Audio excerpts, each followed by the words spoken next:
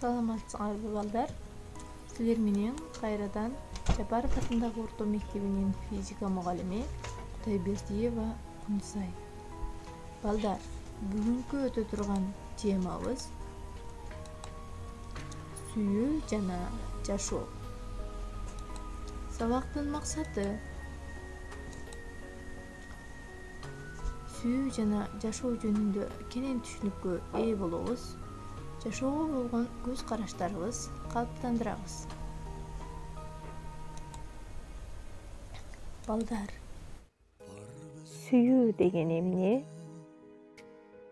Анын эрежеси кандай? Сүйүү деген эмне? Анын аныктамасы ар түрдүү. Көз карашта караса болот. Философиялык, диний, психологиялык, ал гана эмес, медициналык көз караш менен да караса болот. Ага суктанышат, шыктанышат, аздектейт, ардактайт, ырларды, сүрөттөрдү, музыканы, жашоонун өзүн арнашат. Бирок бул сезимди ар кимиси ар кандай түшүнөт деп айтууга болобу? Махабат кандай болот? Ал эмнеден турат? Башка сезимдердин эмнеси менен айырмаланат? Зыян келтириши мүмкүнбү? Жана эң башкысы, ыйык сезимди кантип табуу керек? Бул темага абдан чоң дил баян, доклад жазса да болот. Сүйүү бул жакшылык иш-аракеттердин жыйындысынын терең, узак, туруктуу байланышы. Сезимдер мамиле байланымталары бири-биринен ажырагыс нерсе. Эмоционалдык, курамсыз пайда көрүү же адамзаттык кызмат гана. Ал эми сырткы иш-аракетсиз мардуулук же ашыктык.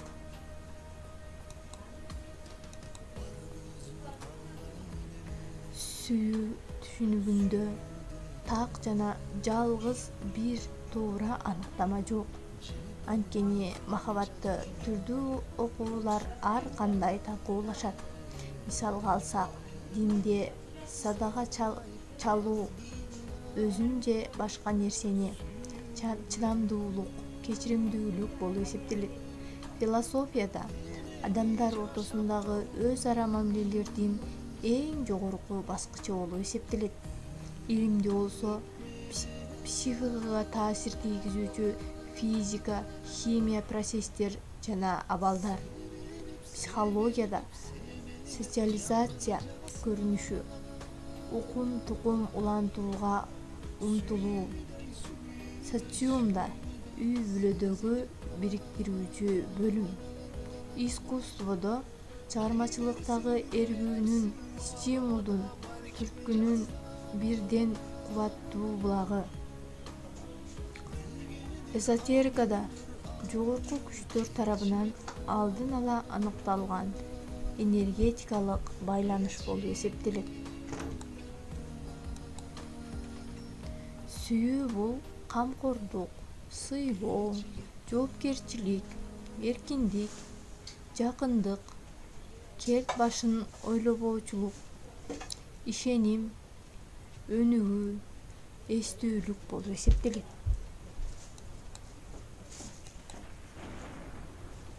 А жашоо деген эмне?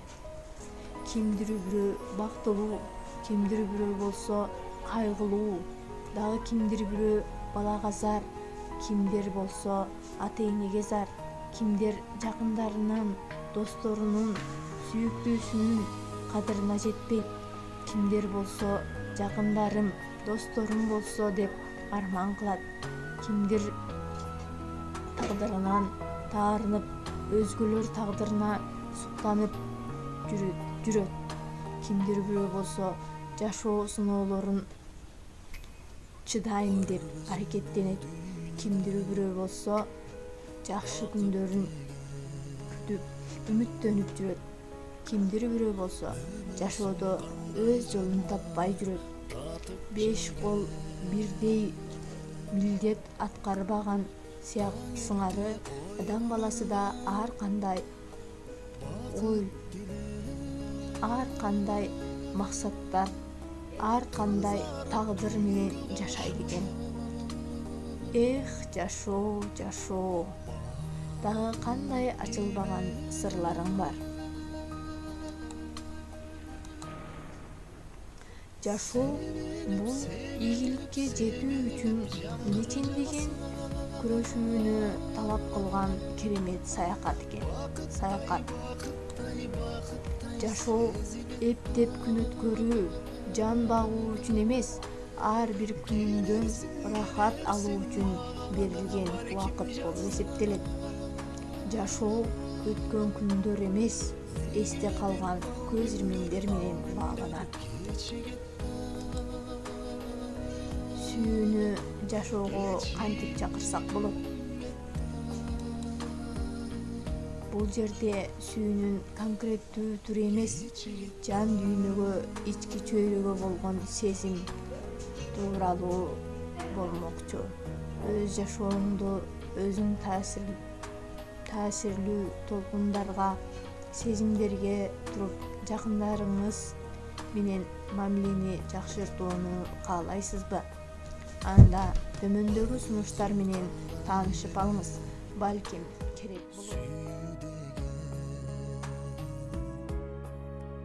Колдо бар нерселерди баалай билиңиз.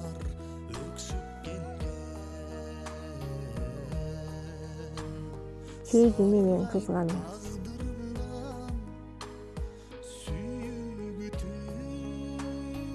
Эч качан өч алууну ойлобоңуз.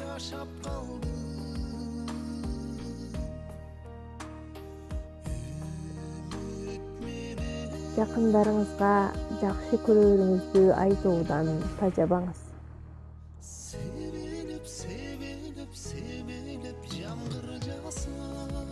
Позитивдүү болуңуз.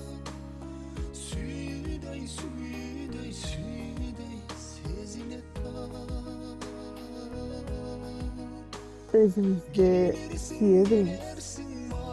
Булардын баары сизди сүйүктүү болууга, сүйкүмдүү болууга алып келет. Дайыма бактылуу болуңуз.